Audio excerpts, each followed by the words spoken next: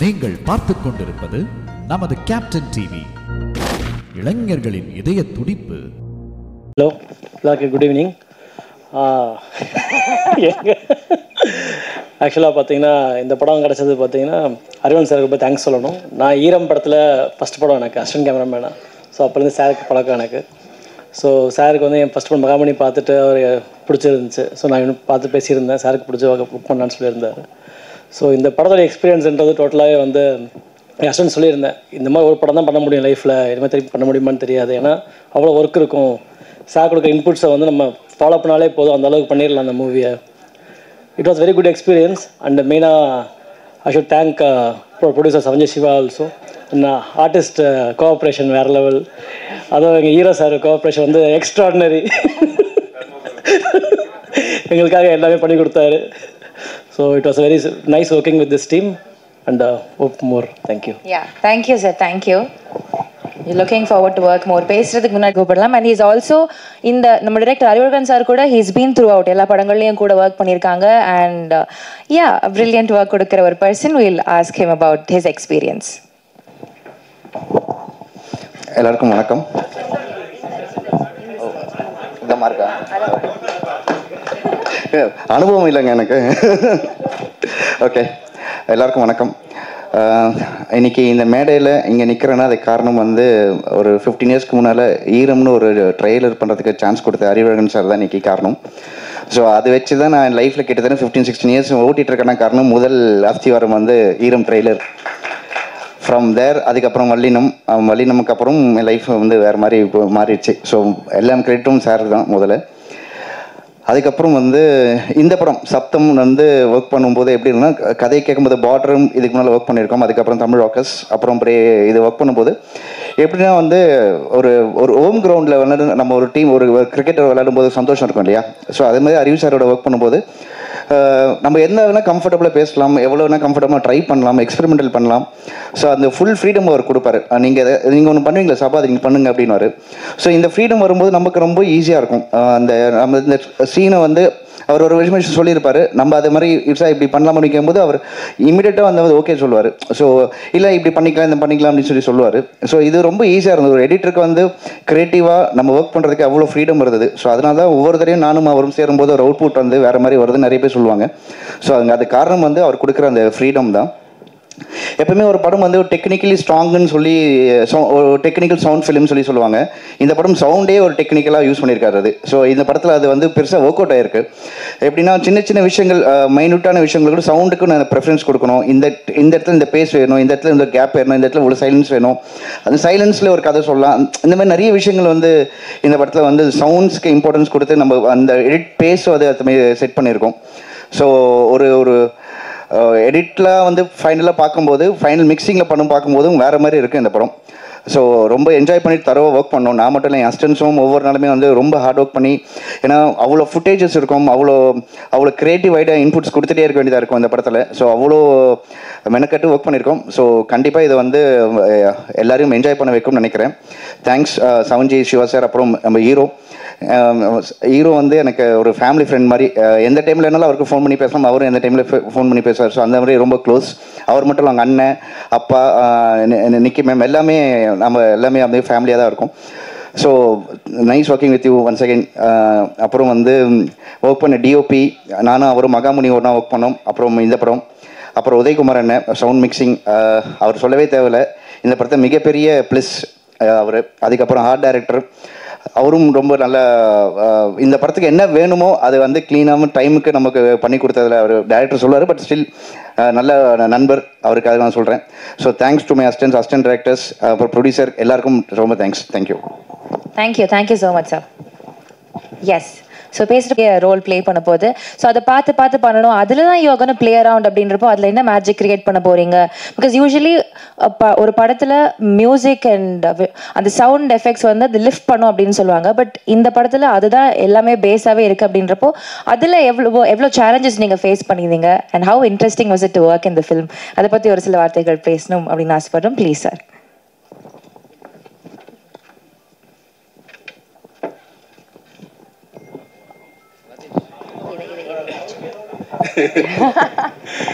எல்லாருக்கும் வணக்கம்.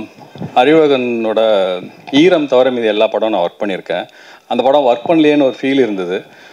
அதோட இது வந்து எனக்கு இந்த படத்தில் ரொம்ப திருப்தியாக இருந்துச்சு. ஜென்ரலாக எல்லாரும் வந்து டேரக்டர்ஸ் வந்து சார் சவுண்டுக்குன்னு நான் இந்த படத்தில் 2-3 சீக்வன்ஸ் வச்சுருக்கேன் சார் சொல்லுவாங்க.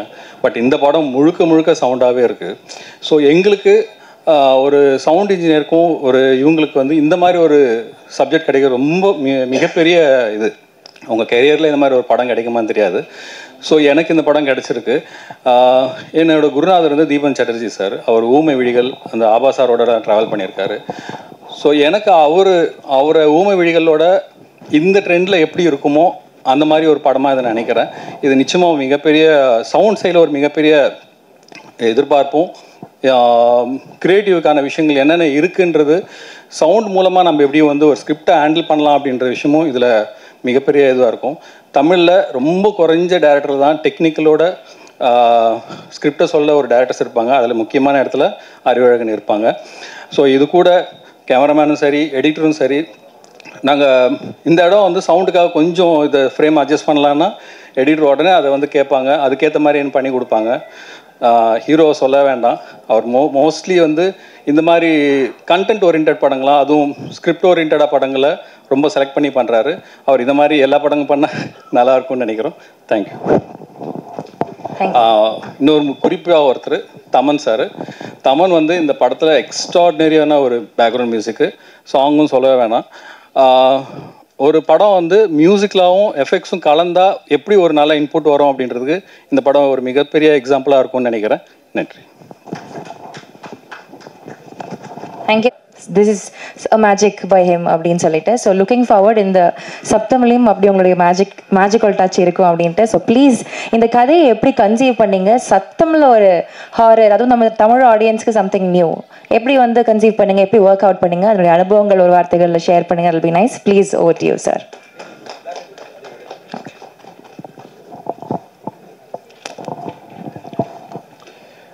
வந்திருக்கும் அனைவருக்கும் நன்றி. வணக்கம். சப்தம் அப்படின்ற படம் ரொம்ப நாளுக்கு அப்புறம் தியேட்டரில் வரக்கூடிய என்னோடய படம் அப்படின்னு நான் சொல்லுவேன். இந்த படம் சப்தம் அப்படின்ற டிசைட் பண்ணதுக்கப்புறம் ஒரு ஹாரர் அப்படின்னு டிசைட் பண்ணும்போது என்ன ஹாரர் பண்ணலாம் அப்படின்னு யோசிக்கும் போது ஈரம் படத்தில் வந்து தண்ணீர் மூலமாக வந்து ஒரு ஹாரர் வந்து கொடுக்கும்போது ரொம்ப கிரிட்டிக்கலாகவும் சரி கமர்ஷியலாகவும் சரி நல்லா போச்சு அப்படின்னா. ஏன்னா அன்றைக்கி வந்து சோஷியல் மீடியா இல்லாத ஒரு டைம்லேயே எல்லாருமே வேர்ட் ஆஃப் மவுத்தில் வந்து அந்த படம் எந்தளவுக்கு ரீச் ஆச்சு அப்படின்றது எனக்கு கண்கூட என்னால் வந்து உணர முடிஞ்சுது. ஏன்னா அது அப்போ வந்து அது ஃபோன் கால்ஸாக இருக்கட்டும், மற்றதாக இருக்கட்டும், சினிமா இண்டஸ்ட்ரியிலேருந்து பப்ளிக்லேருந்து எல்லாருமே எங்கே போகும்போது இன்றைக்கி வரைக்குமே வந்து ஒரு பெரிய ஒரு எல்லாருமே வந்து அப்ரிஷியேட் பண்ணுற ஒரு படமாக இருக்குது. இந்த படம் டிசைட் பண்ணதுக்கப்புறம் ஹாரர் அப்படின்னு நான் டிசைட் பண்ணதுக்கப்புறம் சரி ஈரமில் வந்து ஒரு தண்ணீரை பேஸ் பண்ணி பண்ண மாதிரி இதில் ஒரு எதை வச்சு பண்ணலாம் அப்படின்னு யோசிக்கும் போது சவுண்ட் அப்படின்ற ஒரு விஷயத்தை பேஸ் பண்ணி பண்ணலாம் அப்படின்னு ஒன்று டிசைட் பண்ணேன். பட் இதில் ஒரு சின்ன ஒரு சேலஞ்சிங்கான விஷயம் எனக்கு ஒன்று ஒரு ஃபீல் ஆச்சுன்னா, ஈரமில் வந்து வாட்டர் மூலமாக தண்ணீர் மூலமாக ஒரு பேய் கொண்டு வரும்போது அது வந்து ஒரு விஷுவலாக நம்ம வந்து ஈஸியாக நம்ம காமிச்சிடலாம். ஆனால் ஒரு சவுண்ட் மூலமாக, அதாவது கண்ணுக்கு காமிக்காத ஒரு புலப்படாத ஒரு விஷயத்த சவுண்ட் மூலமாக எப்படி வந்து தெரியல ஆடியன்ஸ்க்கு வந்து தேட்டரில் வந்து கொண்டு வர போகிறோம் அப்படின்றது ஒரு சின்ன ஒரு சேலஞ்சிங்காக இருந்துச்சு. ஏன்னா கதை பண்ணுறதுக்கு முன்னாடியே அப்போது ஒரே ஒரு கனெக்டிங் பாயிண்ட் தான், அதாவது எப்படி வந்து நம்ம ஸ்க்ரீனில் வந்து கொண்டு வர போகிறோம் அப்படின்னு யோசிக்கும்போது. ஏன்னா இது வந்து ஸ்கிரிப்ட் சம்மந்தப்பட்ட ஒரு விஷயம் மட்டும் கிடையாது. இது கடைசியாக நான் எவ்வளோ உழைப்பு போட்டாலும் அது கடைசியில் தேட்டருக்கு போகும்போது அந்த தேட்டரோட அவுட்புட் வரைக்குமே வந்து இந்த படத்தோட சக்ஸஸ் வந்து நம்பியிருக்கு அப்படின்றது ஒன்று ஆணித்தரமாக வந்து எனக்கு வந்து தெரிஞ்சது ஒரு பாயிண்டில். அப்போ யோசிக்கும் போது ஒரு பாயிண்ட் மட்டும் தான் ரொம்ப தெளிவாக வந்து ஒரு விஷயம் யோசித்தேன். என்னென்னா எல்லாருமே சில பேர் சொல்லுவாங்க இங்கே இருக்கிற தேட்டர்ஸ் வந்து சில இது சவுண்ட் குவாலிட்டி நல்லா இருக்காது, ரொம்ப இதுவாக இருக்கும், அந்தளவுக்கு வந்து இந்த படத்தை வந்து இப்படி ப்ரொஜெக்ட் பண்ணுறதுன்னு தெரியாது அப்படின்ற ஒரு பாயிண்டில் வந்து எல்லாருமே சொல்லுவாங்க. அப்படி யோசிக்கும் போது எனக்கு ஒரே ஒரு பாயிண்ட் தான் தோணுச்சு. அந்த படம் ஆரம்பிக்கிறதுக்கு முன்னாடி எப்போவுமே வந்து ஒரு டீடைல்ஸ் டெமோ போடுவாங்க, அதுக்கப்புறம் வந்து ஒரு டால்ஃபி டெமோ போடுவாங்க. அந்த ஒரு குவாலிட்டி எந்த தேட்டர்லையுமே வந்து ஒரே மாதிரி ஒரு குவாலிட்டியாக இருக்கும். அந்த குவாலிட்டியை நம்ம படத்தில் வந்து கொண்டு வரணும் அப்படின்ற ஒரு டிசைட் பண்ணது ஒரு பாயிண்ட்டு தான். அதுக்கு என்னோடய உழைப்பு மட்டும் பத்தாது. அது ஸ்கிரிப்டாக இருக்கட்டும், இதுவாக இருக்கட்டும், அது சவுண்ட் இன்ஜினியர் உதயகுமார் சார், என்னோடய மோஸ்ட் சீனியர், நம்ம வல்லினம் படத்துலேருந்து நாங்கள் ட்ராவல் பண்ணிகிட்ருக்கோம் ஒரு பாயிண்டில். அது அப்புறம் எஃபெக்ட்ஸ் சச்சின் அது எல்லோரும் சேர்ந்து, அதுக்கப்புறம் என்னோடய டெக்னீஷியன்ஸ் டிஓபி அருண், எடிட்டர் சாபு, அப்புறம் ரெகுலராக என்னோடய எல்லா படங்களுக்குமே வந்து லிரிக்ஸ் பண்ணுற விவேகா சார், அப்புறம் தமன் மியூசிக் அப்படின்றது எல்லாருமே சேர்ந்து இந்த படத்தை வந்து உருவாக்கியிருக்கோம் அப்படின்னு நம்ம சொல்லலாம். இதில் சரி ஹாரர் படம் பண்ணியிருக்கோம், இதுக்கும் மற்ற படத்துக்கும் என்ன வித்தியாசம் அப்படின்னு ஒரு விஷயம் சொல்லும்போது, ஒரு சினிமா அப்படின்னு மாதிரி யோசிக்கும் போது ஒரு என்டர்டெயின்மெண்ட், அதாவது சினிமான்றது ஒரு என்டர்டெயின்மெண்ட்டாக இருக்கலாம், ஒரு ஆடியன்ஸை வந்து என்கேஜிங்காக பண்ணுற ஒரு விஷயமா இருக்கட்டும். அதுக்கப்புறம் என்னை பொறுத்த வரைக்கும் ஒரு என்டர்டெயின்மெண்ட் இருக்கணும், அதே நேரத்தில் வந்து ஒரு பர்பஸ்ஃபுல்லாக இருக்கணும். இந்த படம் வந்து நம்ம ஏன் பண்ணோம், எதுக்கு பண்ணோம் அப்படின்றது ஆடியன்ஸ்க்கு வந்து ஒரு பர்பஸ்ஃபுல் நீடாக இருக்கணும் அப்படின்றது நான் யோசிப்பேன் ஒரு பாயிண்டில். என்ன தான் ஒரு பேய் படமாக இருந்தாலும் பேய் படத்துக்கு நிறைய ஜானர் இருக்குது. அதாவது ரொம்ப வந்து காமெடி, ஹாரர் காமெடி இருக்குது, அதுக்கப்புறம் ரொம்ப வந்து பயமுறுத்துகிற ஒரு ஹாரர் இருக்குது, இது ஒரு சூப்பர் நேச்சுரல் த்ரில்லர். ஈரம் எப்படி அவங்கள ஒரு எமோஷனாக, ஒரு ஸ்டோரியாக, ஒரு ஹாண்டிங் மொமெண்ட்டாக படத்தை கேரி பண்ணி எடுத்துகிட்டு போச்சோ, அதே ஃப்ளேவரில் இன்னொரு சைட், அதாவது ஈரம் வேறு சப்தம் வேறு, ஆனால் அதே ஃப்ளேவர் வந்து உங்களுக்கு வந்து ஒரு எமோஷனாக இருக்கட்டும், ஒரு ஸ்டோரியாக ட்ரைவ் பண்ணி கண்டென்ட் ஓரியன்டாக வந்து ட்ரைவ் பண்ணிட்டு எடுத்துகிட்டு போகிற விஷயமா இருக்கட்டும், ஒரு ஹாண்டிங்கான எல்லா விஷயங்களும் கரெக்டாக அதோட சரி அளவாக எடுத்துகிட்டு போகிற ஒரு படமாக கொடுத்துருக்கணும்னு நான் நம்புகிறேன் ஒரு பாயிண்டில். மெயின் அப்படின்னு பார்த்தீங்கன்னா என்னோடய டெக்னீஷியன்ஸை பற்றி நான் சொல்ல வரணும். டிஓபி அவர் சொன்ன மாதிரி மகாமணி படம் பார்த்ததுக்கப்புறம் ரொம்ப நாள் என் கூட வந்து ட்ராவல் பண்ணிவிட்டு கேட்டுட்டு சொல்லிட்டு இருந்தார். அப்போ மகாமணி படம் பார்த்ததுக்கப்புறம் எனக்கு ரொம்ப பிடிச்சிருந்துச்சு. அப்போ நான் சில விஷயங்கள் வந்து இந்த லைட்டிங்லாம் நல்லா பண்ணியிருக்கேன் அப்படின்னு பர்டிகுலராக வந்து ப்ரிசைஸ் பண்ணி சொன்னதுக்கப்புறம், எப்பவுமே ஒரு படத்துக்கு வந்து நான் டோன் ஃபிக்ஸ் பண்ணிடுவேன். அது ஈரமாக இருக்கட்டும், வல்லினமாக இருக்கட்டும், எல்லா படங்களும் வந்து ஒரு டோன் ஃபிக்ஸ் பண்ணிடுவேன். இந்த படம் டோன் ஃபிக்ஸ் பண்ணும்போது எனக்கு கொஞ்சம் ஒரு சின்ன ஒரு ஆஸ்லேஷன் இருந்துச்சு. ஏன்னா ஈரம் ப்ளூ டோனு, இதுவும் ஒரு ஹாரர் படம், ஒரு ப்ளூ டோன் கொடுக்க போகிறோம், பட் எந்த விதத்தில் வந்து ஒரு சின்ன டிஃப்ரென்ஸ் கொடுக்கணும் அப்படின்ற யோசிக்கும் போது, அப்போது டிஓபி அருண்கிட்ட இருந்து பேசும்போது, அப்போ கொஞ்சம் வார்ம் ஆட் பண்ணிக்கலாம் சார் அப்படின்ற ஒரு பாயிண்டில் வந்து சொன்னப்பில், அது கேட்டோன்னா வந்து எனக்கு வந்து கரெக்டாக பட்டுச்சு. ஏன்னா ஒரு சின்ன ஒரு கோல்ட் டோன், ஒரு ப்ளூ ஆஸ் வெல் அஸ் வந்து ஒரு வார்ம் டோன் இருந்துச்சுன்னா கண்டிப்பாக வந்து ஒரு சின்ன ஒரு வேரியேஷன்ஸ் வந்து நம்மளுக்கு வந்து ஈரம் படத்துலேருந்து டிஃப்ரென்ஸ் கிடைக்கும் அப்படின்றது எனக்கு தோணுச்சு ஒரு பாயிண்டில். அந்த விதத்தில் நிறைய இன்புட்ஸ், ஒரு டைரக்டரோட விஷன் ஆஸ் வெல் அஸ் வந்து இந்த ஸ்கிரிப்டுக்கு வந்து அவங்களோட விஷன் ஆஸ் இன்புட்ஸ் எப்போவுமே வந்து ஒரு படத்தில் நான் எதிர்பார்ப்பேன். அது எல்லாமே சேர்ந்து அமைஞ்ச ஒரு படமாகவும் இது அமைஞ்சிருக்கு. தேங்க்ஸ் அருண்.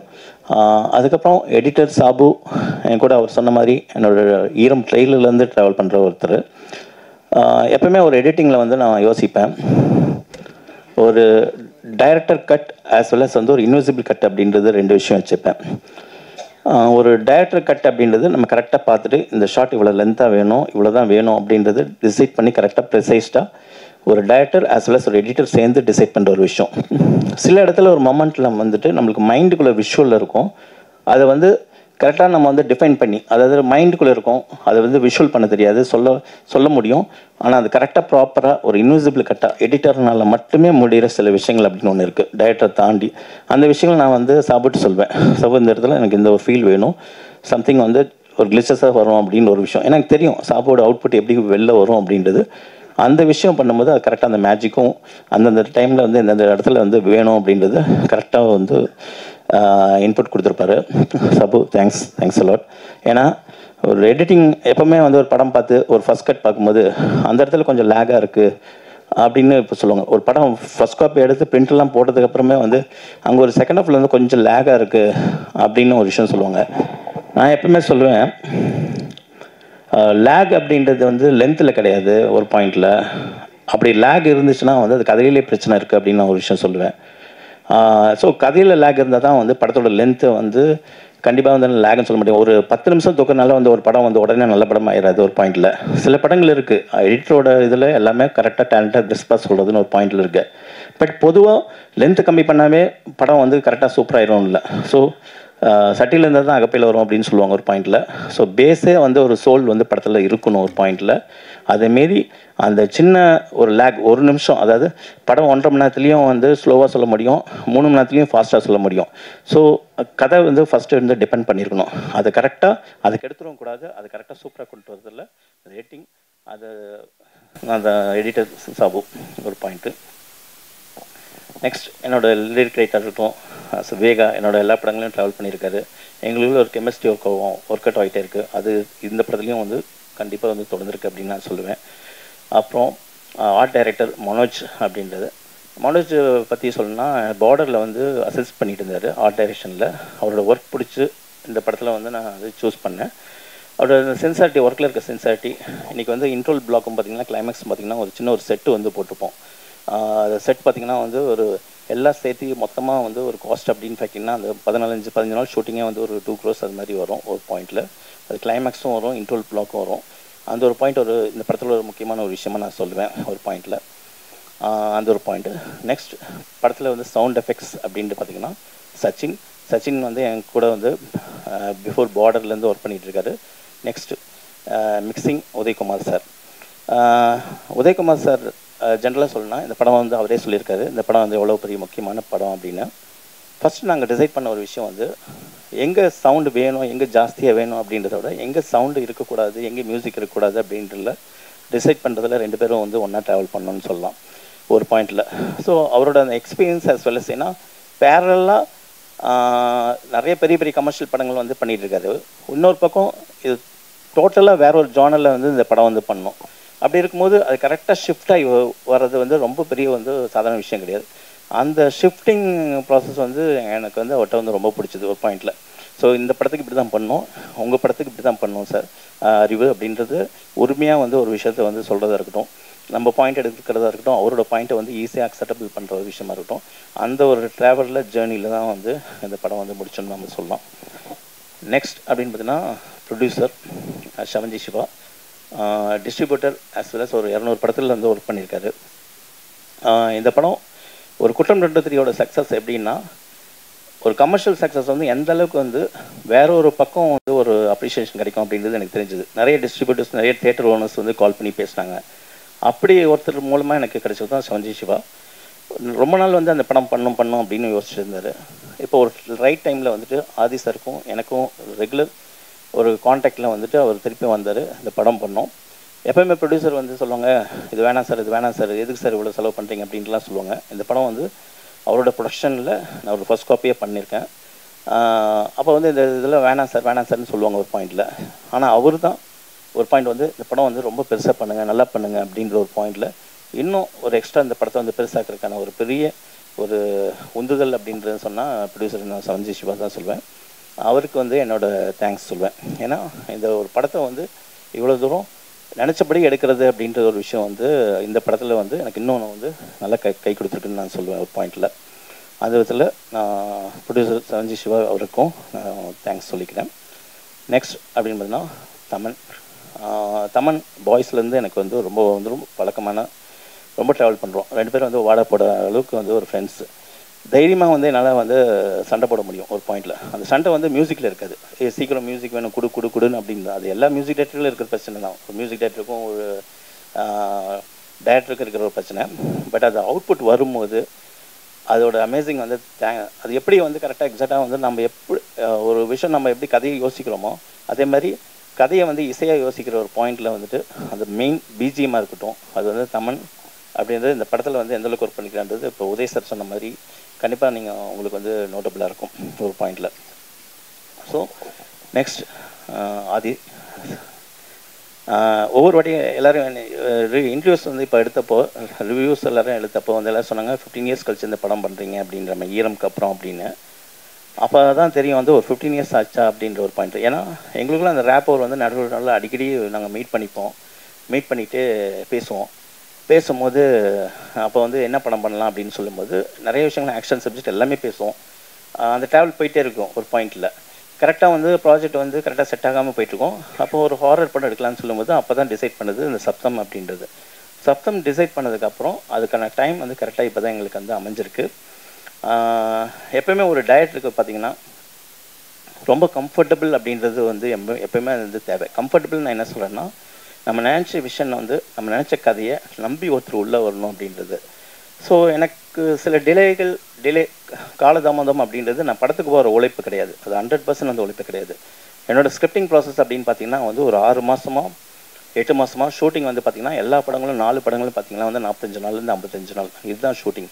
என் தமிழ் ராக்கர்ஸ் அதாவது 5.5 மணி நேரம் படம் Tamil Rockers series web series அதுவே வந்து 53 நாளில் முடிச்ச ஒரு விஷயந்தான். சினிமா உங்களுக்கு எப்படின்னு தெரியும், ஒரு விஷயத்தை பிடிச்சிட்டாங்கன்னா அதை வந்து கரெக்டாக வந்து அது மேலே வந்து ஸ்டாம்ப் பண்ணிகிட்டே இருப்பாங்க. பட் எனக்கான ஒரு ப்ரொடியூசர் எனக்கான ஒரு விஷயம் வந்து தேடி வராங்க அப்படின்னு ஒரு பாயிண்ட் இல்லை. நம்ம விஷயத்தை வந்து நம்ம சரியாக பண்ணுறோம். ஒரு படத்தை எடுத்தோம்னா 45 நாளில் முடிக்கிறோம் அப்படின்ற ஒரு பாயிண்டில் அதுக்கு ஒரு உண்மையாக இருந்து நம்ம பண்ணிகிட்ருக்கோம் அப்படின்றத அதுதான் இந்த வருஷம் நம்ம ட்ராவல் பண்ணிகிட்ருக்கு. நம்ம ஒரு உழைப்பு உண்மையாக போட்டுட்ருக்கோம், அதுக்கான ட்ராவல் வந்துட்டுருக்கு அப்படின்றது நோக்கி தான் நான் போயிட்டுருக்கேன். மற்றபடி படங்கள் டிலே அப்படின்றது அதுவாக எடுத்துக்கிற ஒரு டைம் பேசிஸ் அப்படின்றத எடுத்துக்கிறேன். ஏன்னா ஒரு படத்தோட லேட் அப்படின்றது அதாவது என்னோடய படங்கள் இல்லை, வேறு எந்த படமெல்லாம் எடுத்துகிட்டோம் ஒரு ஆர்டிஸ்டோட கால் சீட்டாக இருக்கட்டும், ஃபண்டிங்காக இருக்கட்டும், இதுமாதிரி நிறைய விஷயங்கள் இருக்குது. ஸோ அதில் ஒரு பாயிண்ட்டாக வந்து ஒவ்வொரு படங்களும் வந்து அப்புறம் ஒரு கதை சொல்லி அதை வந்து அண்டர்ஸ்டாண்ட் பண்ணி புரிஞ்சு அதுக்கு ஒரு ப்ரொடியூசர் கரெக்டாக ப்ராப்பராக அடித்து அந்த ப்ராசஸ் அப்படின்றது ஒவ்வொரு டேரக்டருக்கும் ஒரு லென்த் எடுத்துக்கும் ஒரு பாயிண்டில். ஸோ இதெல்லாம் சேர்த்து பார்க்கும்போது அந்த படம் வெளில வரும்போது அதுக்கான ஒரு டைம் எடுத்து ஒரு டிலே மாதிரி ஒரு விஷயமாக தோணுது. அதுதான் தவிர ஒரு குவாலிட்டிக்கும் ஒரு டைம் டேக்கிங்க்கும் வந்து ஒரு குவாலிட்டியான கண்டென்ட் கொடுக்கணும்னா வந்து கண்டிப்பாக டைம் எடுத்து தான் பண்ணணும் அப்படின்ற ஒரு விஷயமே கிடையாது. அதில் எனக்கு வந்து உடன்பாடே கிடையாது. எந்த ஒரு விஷயத்தையும் கரெக்டாக நம்ம தெளிவாக போனோம்னா அது கரெக்டாக ப்ராப்பராக வந்து சக்ஸஸ்ஃபுல்லாக கொடுக்கலாம், அது ஒரு குவாலிட்டியான கண்டென்ட்டை கொடுக்கலாம் அப்படின்றது தான் ஒரு பாயிண்ட்டு. பட் இந்த படம் எனக்கான ஒரு அதிகான ஒரு ஏற்கனவே பண்ண படங்கள்லேருந்து இன்னொரு வந்து அதிகமான ஒரு அதிக செலவு அதிக பிரம்மாண்டத்தை நோக்கி ஒரு விஷயத்தை வந்து பண்ணதான் நான் ஒரு ஃபீல் பண்ணுறேன். நெக்ஸ்ட் அப்படின்னு பார்த்திங்கன்னா சரி இந்த படத்தில் ஓவரால் ஒரு பாயிண்ட்டை வந்து நம்ம வந்து கதையாக நம்ம சொல்லியிருக்கோம். ஒரு ஹாரர் படம் மட்டும் இல்லாமல் இந்த ஹாரர் படத்தில் கொஞ்சம் சயின்டிஃபிக்காக இன்ஃபர்மேஷனாக ஒரு எமோஷ்னலாகவும் சேர்ந்து ஒரு ப்ளே பண்ண ஒரு படமாக தான் இது ஒரு வரியில் நான் சொல்லணும்னு பார்க்குறேன். அதுக்கு மீறி இந்த படத்தில் வந்து என்ன விஷயம் நான் சொல்லியிருக்கேன்னா, நான் கஷ்டப்பட்டு பண்ணேன் அப்படின்னு நான் வந்து சொல்லவே மாட்டேன் என்றைக்குமே.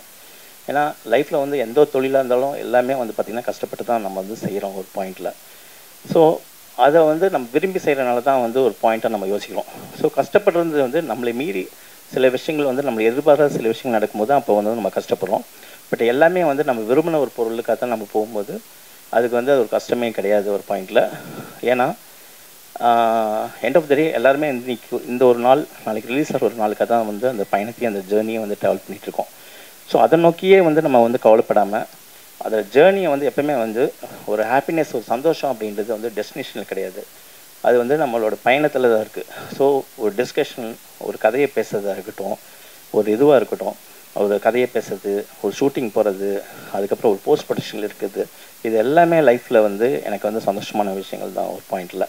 அதாவது இப்போ என்னோட தொழிலை பொறுத்த வரைக்கும். ஸோ அதை நோக்கி தான் இந்த ட்ராவல் வந்து நம்மளை வந்து இன்னும் நவுத்திட்டுருக்கு அப்படின்றத நான் யோசிப்பேன் அந்த பாயிண்டில். எண்ட் ஆஃப் த டே ஒரு வரியில் ஒரு சின்ன ஒரு இன்சிடென்ட் மட்டும் நான் சொல்கிறேன்.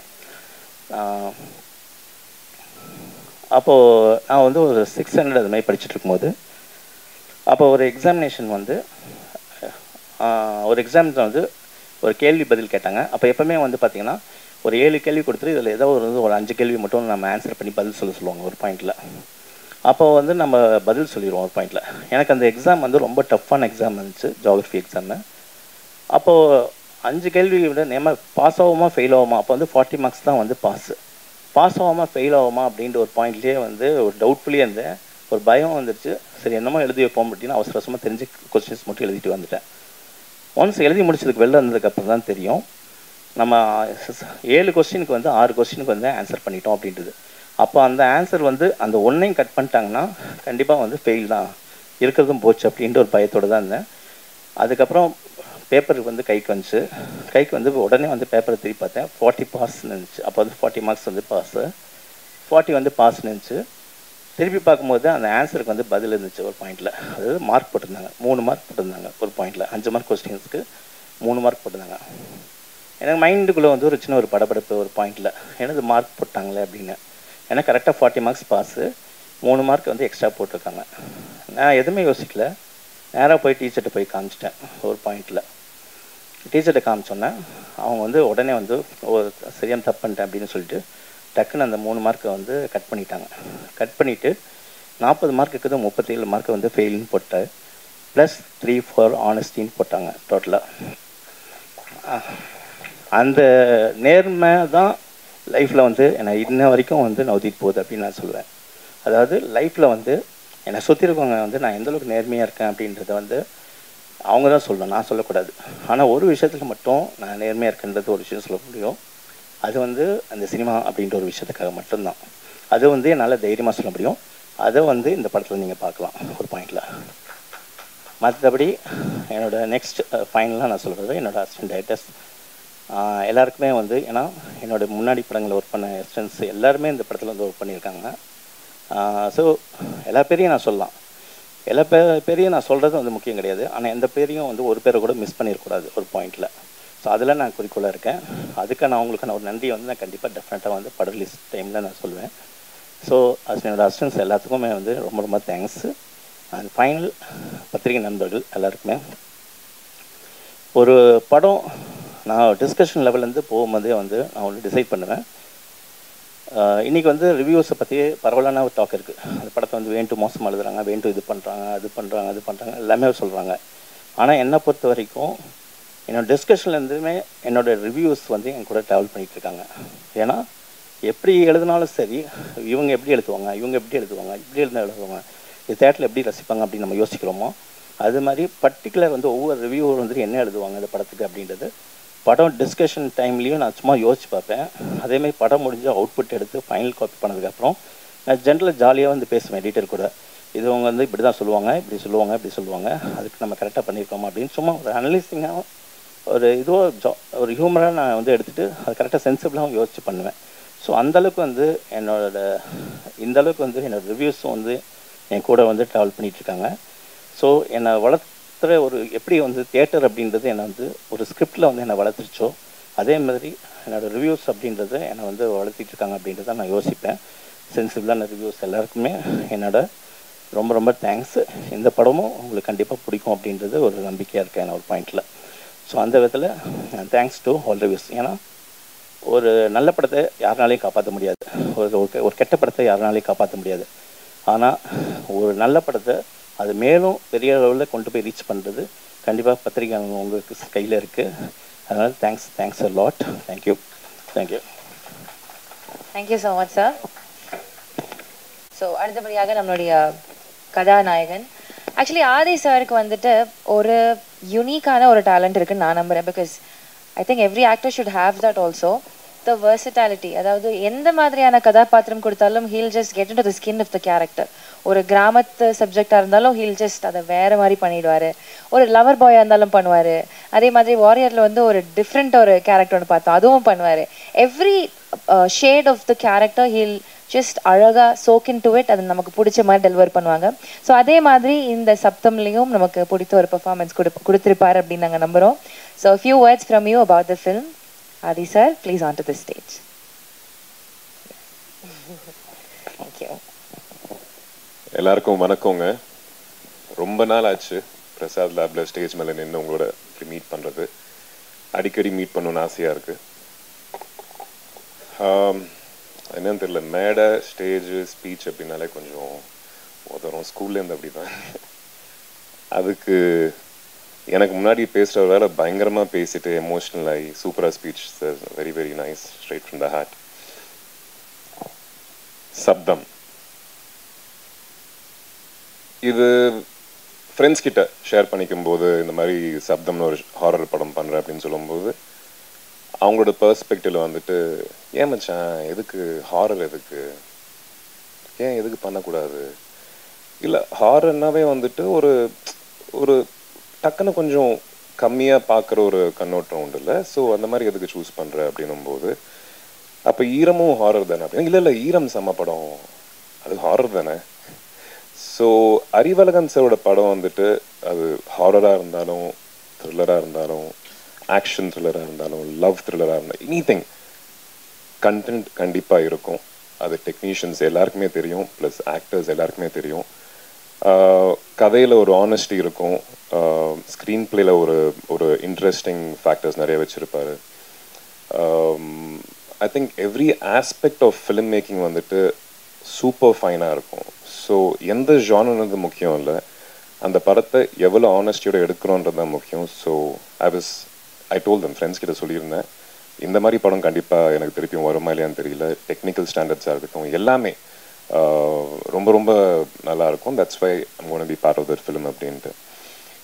ஸோ என்னோட கேரக்டர் வந்துட்டு பேரநார்மல் இன்வெஸ்டிகேட்டர். ஸோ நிறைய பேருக்கு அது தெரிஞ்சிருக்காது. இந்தியாவிலேயே வந்துட்டு லைசன்ஸ்டு பேரநார்மல் இன்வெஸ்டிகேட்டர்ஸ் இருக்காங்க. சயின்டிஃபிக் முறையில் அவங்க வந்து ஸ்பிரிட்ஸோட கம்யூனிகேட் பண்ணுவாங்க. அதுக்கு ஒரு ப்ரொசீஜர் ப்ராசஸ் ஒன்று வச்சுருப்பாங்க. அது சார் வந்து ஸ்கிரிப்டிங் ஃபேஸ்லேயே ரிசர்ச் பண்ணி எனக்கு எல்லாமே எக்ஸ்பிளைன் பண்ணப்போ அதை பற்றி வீடியோஸ் பார்க்க ஆரம்பித்தேன்.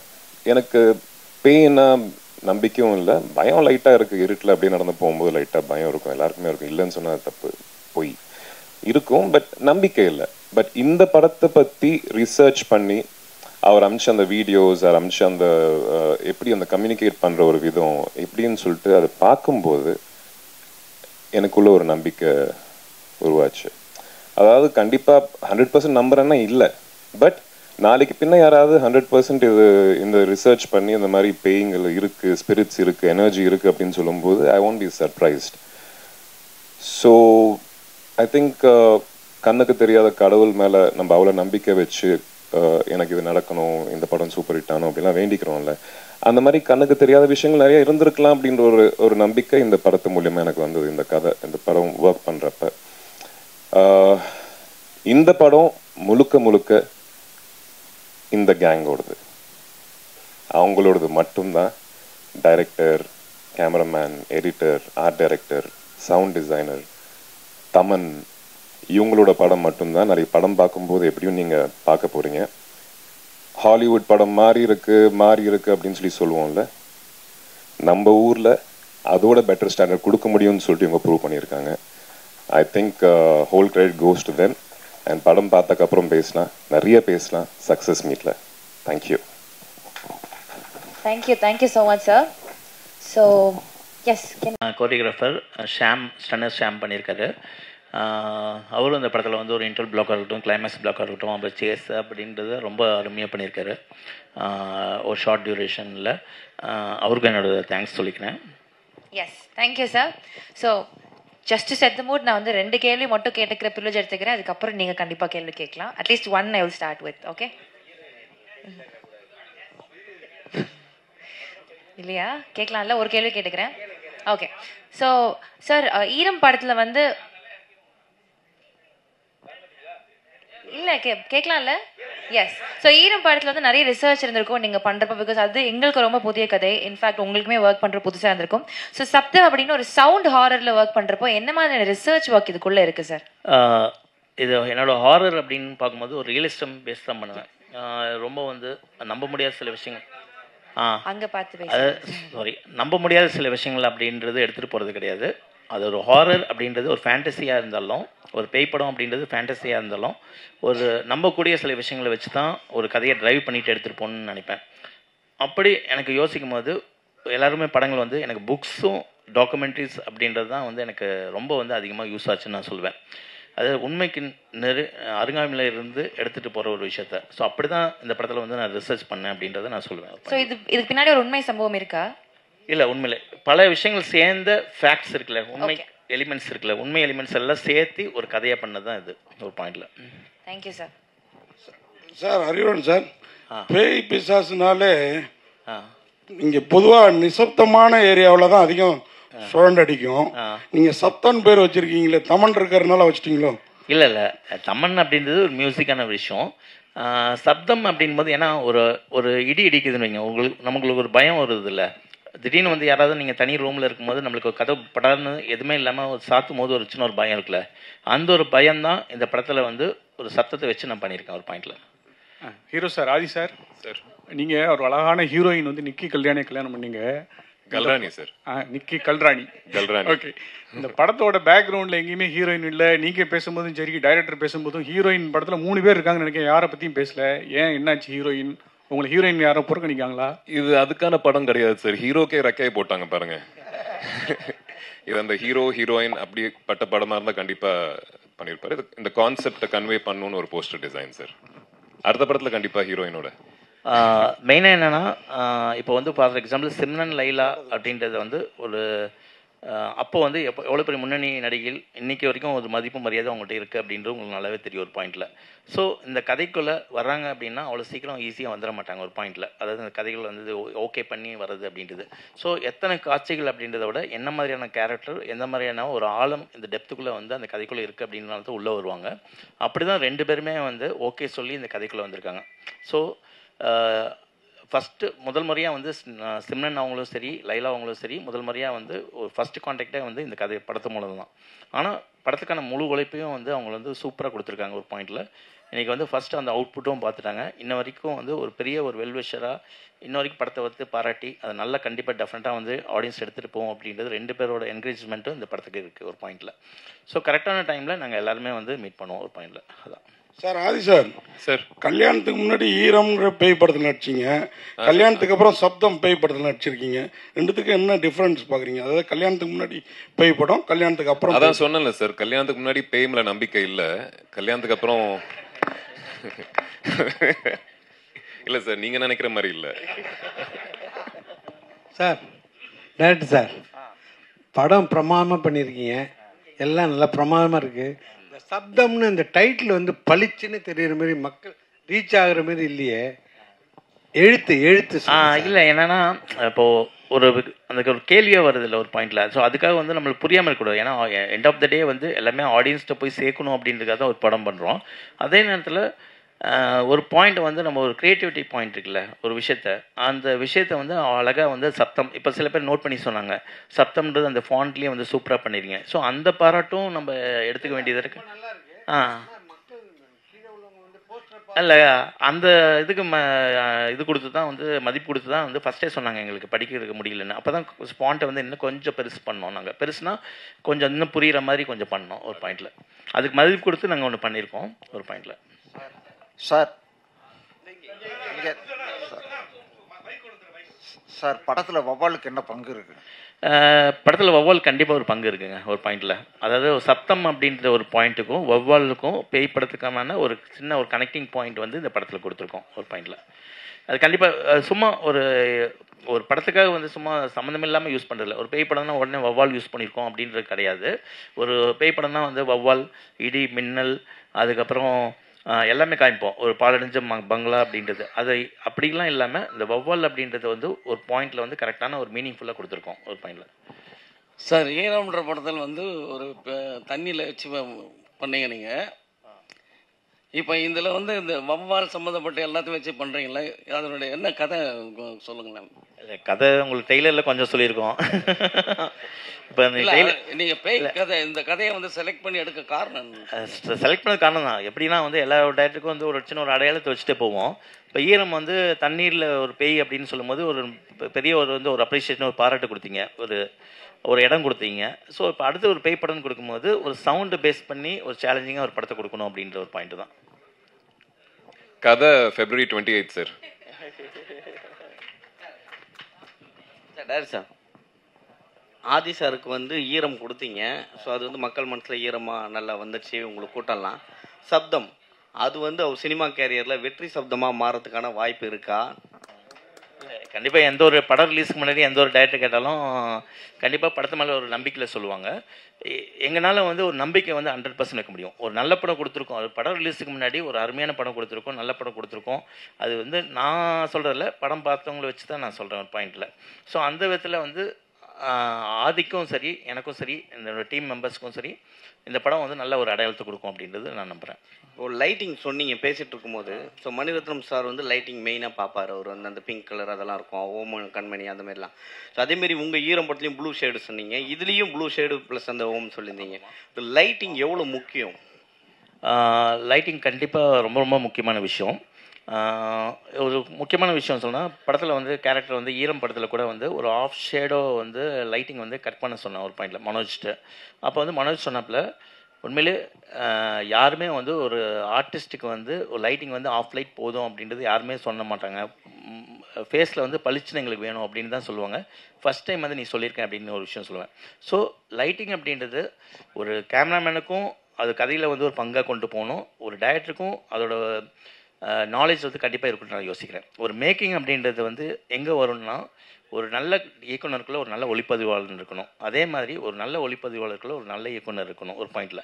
அப்படி ரெண்டும் சேரும்போது ஒரு ப்ராப்பரான ஒரு மேக்கிங் அப்படின்றது வரணும். அந்த நாலேஜ் வந்து 2 பேருக்குமே இருக்கணும் அப்படின்றத நான் யோசிக்கிறேன். இப்போ சமீபத்தில் வந்த படங்களில் பார்த்தீங்கன்னா சவுண்டு தான் வந்து கெடுத்துச்சு நிறைய இதுவை, படத்துடைய நிறைய இறைச்சலாக இருக்குது அப்படின்ற மாதிரி. ஸோ இந்த படத்தில் சப்தம் எந்த அளவுக்கு இருக்கும்? அதான் நான் ஏற்கனவே சொன்ன மாதிரி நானும் என்னோடய சவுண்ட் இன்ஜினியரும் என்ன டிசைட் பண்ணோன்னா, எப்போவுமே ஒரு மியூசிக்கோட வேல்யூவும் ஒரு சவுண்டோட வேல்யூவும் எப்போ தெரியும்னா ஒரு சைலண்ட்டுக்கு அப்புறம் தான் தெரியும். ஒரு பாயிண்டில் ஒரு அமைதிக்கு அப்புறம் தான் வந்து அதோட வேல்யூ தெரியும். ஸோ அந்த அமைதியும் இந்த படத்தில் இருக்கும், அந்த சவுண்டும் இந்த படத்தில் இருக்கும். அந்த ஒரு விஷயம் கான்சியஸாக இருந்துடும், அந்த இறைச்சல் அந்த ஆடியன்ஸை வந்து டிஸ்டர்ப் பண்ணக்கூடாது, ஆனால் சைக்காலஜிக்கலாக டிஸ்டர்ப் பண்ணணும் ஒரு பாயிண்டில். அதோட லென்த் அப்படின்றது தான் நாங்கள் வந்து கேர்ஃபுல்லாக இருந்துக்கிட்டோமே தவிர, மற்றபடி படம் ஃபுல்லாக வந்து லெவலில் ஏற்றி ஜாஸ்தி பண்ணி ஆடியன்ஸை வந்து அப்படியே வந்து கதற விடணும் அப்படின்ற ஒரு பாயிண்டில் கிடையாது. ஒரு பாயிண்டில் சார் இப்போ நீங்கள் பார்த்தீங்க 2 hours படம்னு சொன்னீங்க, நாங்கள் ஒரு கிளிம்ஸ் பார்த்தோம். அதில் வந்து ஒரு 2 minutes சம்திங் 1 minute தான் இருக்கும். அதில் வந்து ஒரு பீப் போட்டிருந்தீங்க. அது எங்களாலையும் இப்போ இந்த நேரத்தில் அந்த சவுண்ட் ரொம்ப டிஸ்டர்ப் பண்ணுச்சு. சரிங்களா, ஒரு பெரிய படத்தையே அந்த சவுண்ட் டிஸ்டர்ப் பண்ணால் தான் படமே ஓடலை. சரி, இந்த படம் வந்து மக்களை வந்து டிஸ்டர்ப் பண்ணாமல் பார்க்க வைக்குமா? டெஃபினட்டாக கண்டிப்பாக பார்க்க வைக்கும். அதாவது நீங்கள் இன்றைக்கி வந்து பெஸ்ட் பீப்புள் ஒரு சவுண்டு எதிர்பார்த்து ஒரு சப்தம்ன்றது ஒரு சவுண்டை பேஸ் பண்ணி ஒரு படம் பண்ணியிருக்காங்க அப்படின்றதுக்காக நீங்கள் அங்கே வந்திருக்கீங்க ஒரு பாயிண்டில். ஸோ உங்களுக்கு அந்த ஒரு காட்சி அப்படின்றது காமிக்கிறது ஃபோக்கஸ்டாக காமிக்கணும். சப்தம் படம்ன்றது இந்த படத்தில் நாங்கள் என்ன பண்ணியிருக்கோம் அப்படின்ட்டு ஒரு சாம்பிள் தான் நாங்கள் காமிச்சிருக்கோம் ஒரு பாயிண்டில். அந்த சாம்பிள் வந்து படத்தில் வந்து சில சாம்பிளாக தான் இருக்குமே தவிர வெவ்வேறு விதமாக தான் இருக்குமே தவிர மொத்த படமாகவே வந்து உங்களுக்கு வந்து இறைச்சல் அப்படின்ற ஒரு பாயிண்ட் வந்து இருக்கவே இருக்காது. கண்டிப்பாக டெஃபினட்டாக அது 100% நான் வந்து ஷூராக சொல்லிப்பேன் ஒரு பாயிண்டில். அது இல்லை என்னென்னா ஒவ்வொன்றுமே வந்து அது கதையோட தன்மை தான் ஒரு பாயிண்டில். அது எல்லாம் சேரும் போது தான் வந்து உங்களுக்கு வந்து அது சவுண்டு வந்து முதன்மையான தன்மையாக அப்படின்னு மாறிடுச்சு. ஆனால் ஒரு படம் வந்து தோல்வி அடையதோ வெட்டி அடையதோ சவுண்டில் கிடையாது ஒரு பாயிண்டில். ஏன்னா அது உண்மையிலே பேஸ்லேயே வந்து ஃபண்டமெண்டலாகவே வந்து சில விஷயங்கள் வந்து தப்பாக இருந்திருக்கும் அப்படின்ற ஒரு பாயிண்டில் யோசிக்கிறேன். அந்த ஃபண்டமெண்டல் பேஸ்லேயே வந்து ஏன்னா ஒரு டெக்னீஷியன்ஸ் வந்து எந்த அளவுக்கு உழைப்பு போட்டிருந்தாலும் ஒரு கதை ஒரு படம் வந்து பேஸ்லேயே வந்து ஃபண்டமெண்டலாக தப்பாச்சுன்னா அங்கே மிஸ் ஆகும்போது எது பிரதானமாக இருக்கோ அதை வந்து ஆட்டோமேட்டிக்காக இதாயிடுவாங்க ஒரு விஷயம் சொல்லுவாங்க. அதுதான் பாயிண்ட். சார் அறிவுலன் சார், யூஸ்வலாகவே ஹாரர் படம் அப்படின்னாலே ஒரு யூஸ்வல் டெம்ப்ளேட் ஒன்று இருக்கும். அதை வந்து பிரேக் பண்ணி தான் நீங்கள் ஈரம் படத்தில் காமிச்சிருப்பீங்க. இதில் அது மாதிரி இருக்கும். ஆனால் தாண்டி இதை ரிவெஞ்ச் வழக்கமான அந்த பழிவாங்கிற ரிவெஞ்சாகவே இருக்குமா இல்லை அதாவது ரிவெஞ்ச் அப்படின்றது சொல்கிறத விட ஒரு கோபம் அப்படின்னு ஒன்று இருக்கும். அதாவது வந்து ஒரு கோபம்ன்றது அது வில்லனுக்கு மட்டும் வராது, ஒரு ஹீரோக்கும் கோபம் இருக்கும், ஒரு படத்தில் இருக்க ஒரு வில்லனுக்கும் கோபம் இருக்கும் அப்படின்ற ஒரு பாயிண்டில். ஸோ கோபத்தை தான் பிரதானமாக எடுத்துக்கிட்டேன் தவிர இந்த பழிவாங்கல் கதை அப்படின்ற ஒரு பாயிண்டில் நான் எடுத்துகிட்டு போகல. மோரோவர் இந்த படம் சயின்டிஃபிக்கான படம், அவ்வளோதான் ஒரு பாயிண்டில். சார் ஆர்ஆர் ஃபிலிம்னாவே உங்களுக்கு வந்து ஆதி சார் ஞாபகம் வருமா? இல்லை அப்படி கிடையாது. ஒரு விஷயம் எங்களோட ட்ராவல் வந்து நிறைய ஆக்ஷன் படம் ஸ்கிரிப்டும் பேசியிருக்கோம், ஹாரர் படம் பேசியிருக்கோம்.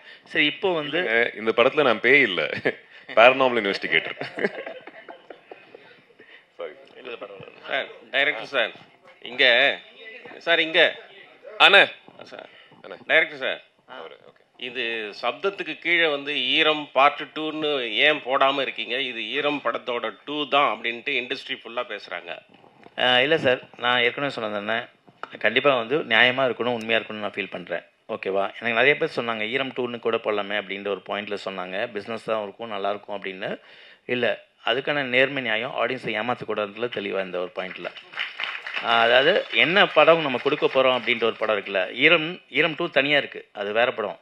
அது கண்டிப்பாக அதுக்கான ஸ்கிரிப்ட் இருக்குது ஒரு பாயிண்டில். அது பண்ணோன்னா கண்டிப்பாக வந்து எஸ்பெச்சஸ் கூட தான் நான் பண்ணுவேன் ஒரு பாயிண்டில்.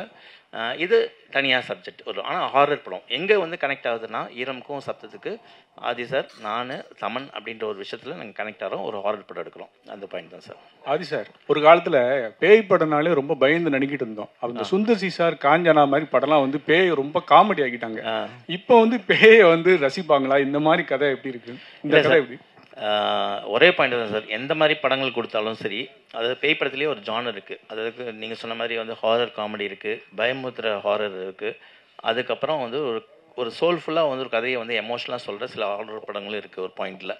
ஸோ என்றைக்குமே வந்து ஆடியன்ஸை வந்து நம்ம என்கேஜிங்காக வச்சுக்கிட்டோம்னாவே வந்து தியேட்டரில் வந்து என்கேஜிங்காக வச்சுக்கிட்டு ஒரு சோல்ஃபுல்லாக வந்து ஆடியன்ஸை நம்ம கனெக்ட் பண்ணிட்டோம்னா அங்கே அந்த படம் வந்து சக்ஸஸ்ஃபுல்லாக ஆகணும் அப்படின்ட்டு தான் நான் ஒரு நம்புகிறேன். அந்த நம்பிக்கை வந்து இந்த படத்தில் எனக்கு இருக்குது அப்படின்னு சொல்கிறேன். ஸோ ஒரு ஹாரர்ன்றது நான் ஒரு பாயிண்ட்டாக எடுத்துக்கிட்டேனே தவிர ஒரு கமர்ஷியல் வேல்யூவாக எடுத்துக்கிட்டதில்ல, அதுக்குள்ளே ஒரு கதை சொல்லியிருக்கேன் ஒரு பாயிண்டில். அதுதான் எல்லாருக்குமே வந்து ஒரு கமர்ஷியல் பாயிண்ட் சொல்லுவாங்க. ஒரு ஆக்ஷன் படம்ன்றது ஒரு கமர்ஷியல் பாயிண்ட்டு, ஒரு காமெடின்றது ஒரு கமர்ஷியல் பாயிண்ட்டு, ஒரு லவ்ன்றது ஒரு கமர்ஷியல் பாயிண்ட்டு. நான் ஹாரர் எடுத்துக்கிட்டேன்.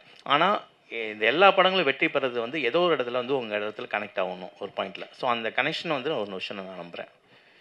டைரக்டர் சார், இந்த படத்தில் ஆதிபுரோ வந்து அவரோட கேரக்டர் வந்து ஒரு பேரநார்மல் இன்வெஸ்டிகேட்டர். பேரநார்மல் ஆக்டிவிட்டிங்கிறது ஹாலிவுட்ல ஒரு ஃபேவரட்டான தீம். அந்த எலிமெண்ட்ஸ் இதுல நிறைய இருக்கா?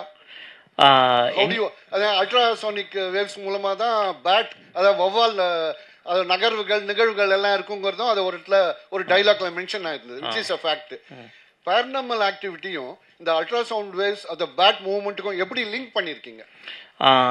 லிங்க் பண்ணல, நான் அதான் சொன்னேன். ஒரு பேரநார்மல், அதாவது ஒரு கோஸ்ட் இன்வெஸ்டிகேட்டர் அப்படின்னாவே ஒரு ஆவியை வந்து சயின்டிஃபிக்காக ஒரு அறிவியல் பூர்வமாக வந்து அணுகுறவர் அப்படின்ற ஒரு பாயிண்டில். ஸோ அதை அணுகும்போது அவர் கிராஸ் பண்ணுற விஷயங்கள் எல்லாமே தான் வந்து நீங்கள் டெய்லரில் பார்த்த சின்ன சின்ன விஷயங்கள். அது படமாக பார்க்கும்போது ஓகே கோர்வையாக வந்து ஒரு கனெக்டிங் பாயிண்ட் வரும் ஒரு பாயிண்டில். ஸோ அப்படி தான். ஸோ எல்லாமே வந்து ஒரு எமோஷனலாக கனெக்டிங் பாயிண்ட்டாக ஒரு ஹாரிஃபிக்காக நான் சொல்லியிருக்கேன் ஒரு பாயிண்டில். சார் ஆதி சாருக்கு ஒரு கேள்வி. சார் ஆதி சார், நீங்கள் தமிழில் நிறைய படங்கள் பண்ணீங்க. படங்கள் எல்லாமே வந்து இட் வாஸ் கிரிட்டிக்கலி அக்ளைம்டு. படம் நல்லா போச்சு இல்லைன்றதை விட ஆதியோட ஆக்டிங் வாஸ் அப்ரிஷியேட்டட். பட் இருந்தாலும் ஏன் உங்களோட வாய்ப்புகள் இங்கே கம்மியாக, இல்லைன்னா யூ சூஸ் ஃபிலிம்ஸா எனக்கு இந்த மாதிரி தான் பண்ணணும் அப்படின்ற ஒரு கட்டாயத்தில் இருக்கீங்களா நீங்கள்? வாய்ப்புகள் தான் கம்மிங்க. அதுக்கான காரணம் என்னவா நீங்கள் பார்க்குறீங்க சார்? தெரிலங்க, அது எனக்கு தெரியல. நான் ஓடிக்கிட்டு தான் இருக்கேன், கால் வலிக்கல, இன்னும் ஓடிக்கிட்டே இருப்பேன். ஐ திங்க் எக்ஸ்பெக்ட் பண்ணுறேன் நல்ல படங்கள், நல்ல வாய்ப்பு, நல்ல ப்ரொடக்ஷன் ஹவுசஸ்லேருந்து வரும்னு எக்ஸ்பெக்ட் பண்ணுறேன்.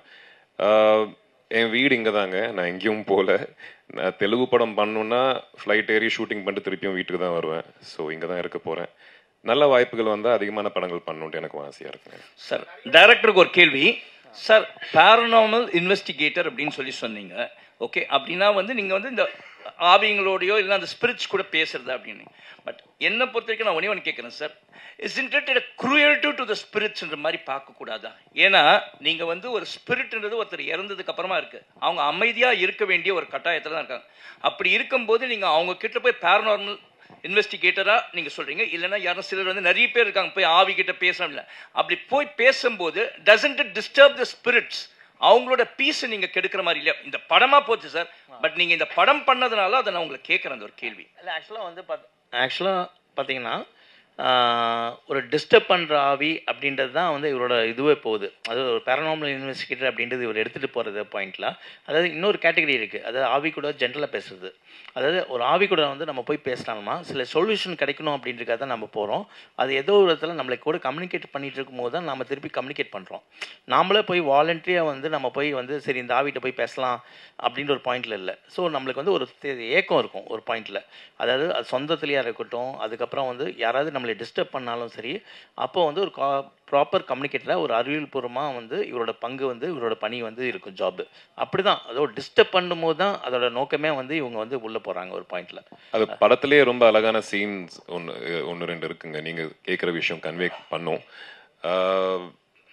அதாவது சார் சொன்ன மாதிரி அந்த சில ஆவிகள் வந்துட்டு எனர்ஜி வந்துட்டு கம்யூனிகேட் பண்ணணும்னு கூட ட்ரை பண்ணும். அது அவங்களுக்கு எப்படி கம்யூனிகேட் பண்ணணும்னு தெரியாது. So maybe he can be a bridge to communicate. இல்லை, பாசிட்டிவாக கூட யோசிக்கலாம் அது. தேங்க்யூ.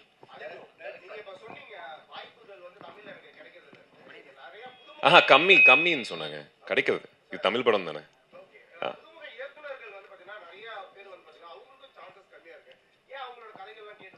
இல்லையாங்க, நான் நிறைய புதுமுகங்களோட தான் பண்ணியிருந்தேன். அரவிந்த் சாரோட ஃபர்ஸ்ட் படம் இல்லை. இது ஆக்சுவலாக நான் சொல்லணும்னா ஒரு பாயிண்டில் வந்து நான் ஒரு ஆஃபீஸ் போயிருக்கேன். அப்போ வந்து நான் 2-3 இன்டர்வியூவில் கூட சொல்லியிருக்கேன். என்னென்னா அவரை பொறுத்த வரைக்கும் நான் ஆஃபீஸ் பண்ணேன்னா ஒரு போர்டு வச்சுருப்பார் ஒரு பாயிண்டில். அந்த போர்டில் வந்து ரைட்டப்ஸ் இருக்கும். என்னென்னா 9 o'clock அப்படின்னு பார்த்தீங்கன்னா வந்து இந்த இவர்கிட்ட கதை கேட்கணும். அவர் யாருன்னா வந்து இந்த டயட்டோட அசோசியேட்டாக இருப்பார். அதுக்கப்புறம் வந்து 2 மணிக்கு பார்த்தீங்கன்னா இந்த ஒரு கதை இருப்பார், அது வந்து இந்த டயட்டோட அசோசியேட் அப்படின்னு இருப்பார். ஸோ இந்த விஷயங்கள் வந்து நானே யோசிப்பேன், இவ்வளோ கதை கேட்டுட்ருக்காரு அப்படின்ற ஒரு மாதிரி வந்து அவர்கிட்ட கேட்பேன் நான் ஒரு பாயிண்டில். ஸோ அது வந்து அவர் இன்ட்ரெஸ்டிங்காக வந்து அந்த கதையை கேட்டு அதில் வந்து சூஸ் பண்ணணும் அப்படின்ற ஒரு பாயிண்டில் இருக்காரு. ஸோ என்னை பொறுத்த வரைக்கும் நான் பார்த்த விஷயங்கள் அதுதான். ஆமாம், கிளாப் ஃபர்ஸ்ட் டைம் டைரக்டர், அப்புறம் மரகத நாணயம் first time director, partner first time director.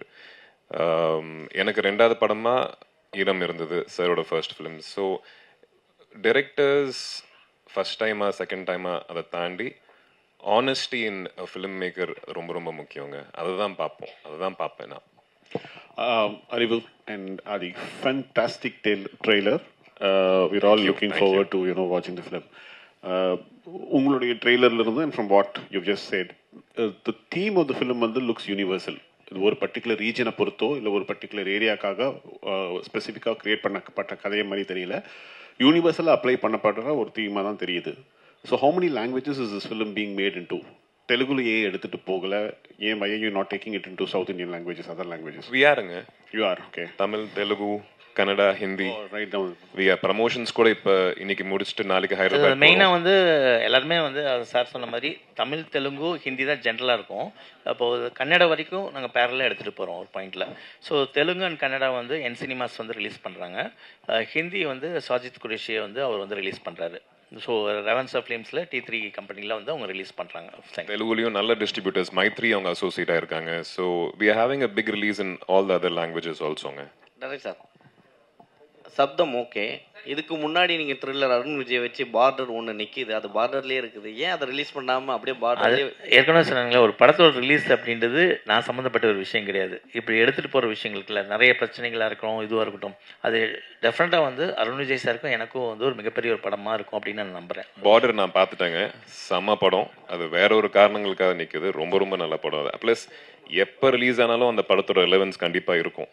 So பழைய படம் மாதிரி தெரியாது உங்களுக்கு. டேரக்ட் சார், ஆக்சுவலாக இப்போ பார்த்தீங்கன்னா வவ்வால் வந்து ஆக்சுவலாக எல்லாருமே வந்து பேய்களுக்கு தான் யூஸ் பண்ணுறாங்க. வவ்வால்ன்றது ஒரு நல்ல ஒரு இது, அதோடைய குணமே வேறு. அது சப்தம் கொடுத்து தான் அந்த இடத்துக்கு ஒளியை எழுப்பி தான் உள்ளே போகும். அதை ஏன் அதை சின்னமாக மாற்றிட்டு இருக்கீங்க எல்லாருமே? இல்லை, அதாவது சில விஷயங்கள் தவிர்க்க முடியாமல் நம்ம யூஸ் பண்ணாலும் அதை எப்படி யூஸ் பண்ணுறோன்னு ஒன்று இருக்குல்ல. ஒரு படத்துக்கு வந்து பார்த்திங்கன்னா ஒரு ஹீரோயின் கண்டிப்பாக வந்து 2 பேர் லவ் பண்ணுறாங்க. ஒரு லவ் ஸ்டோரினா வந்து 2 பேர் லவ் பண்ணுவாங்க, பிரிவாங்க, சேருவாங்க அப்படின்னு ஒரு பாயிண்ட் இருக்குது. ஆனால் அதை எந்த அளவுக்கு டிஃப்ரெண்ட்டாக நம்ம எடுத்துகிட்டு போகிறதுல தான் அதோட சக்ஸஸ் இருக்குது. இப்போ அந்த வவ்வால் அப்படின்றது வந்து ஒரு பேய் படம் ஒரு சிம்பிளாக இருந்தாலும் நாம் என்ன இந்த படத்தில் வந்து யூஸ் பண்ணியிருக்கோம், எப்படி யூஸ் பண்ணியிருக்கோம் அப்படின்னு ஒன்று இருக்குல்ல, அந்த விதத்தில் இது வேறுபடும் ஒரு பாயிண்டில். Yes, thank you so much. துல்லியமாக தினசரி நடப்பு நிகழ்வுகளையும் கல்வி, விளையாட்டு, அரசியல், வாழ்க்கை முறை, மருத்துவம், தொழில்துறை, சினிமா, பொழுதுபோக்கு போன்ற பல்வேறு நிகழ்ச்சிகளையும் உடனுக்குடன் காண கேப்டன் டிவி மற்றும் கேப்டன் நியூஸ் சமூக வலைத்தள பக்கங்களோடு இணைந்திருங்கள். உங்கள் வணிகத்தை கேப்டன் டிவி மற்றும் கேப்டன் நியூஸில் விளம்பரத்தின் மூலம் மேம்படுத்த விருப்பமா? உடனே கீழே கொடுக்கப்படும் எண்ணிற்கு தொடர்பு கொள்ளுங்கள்.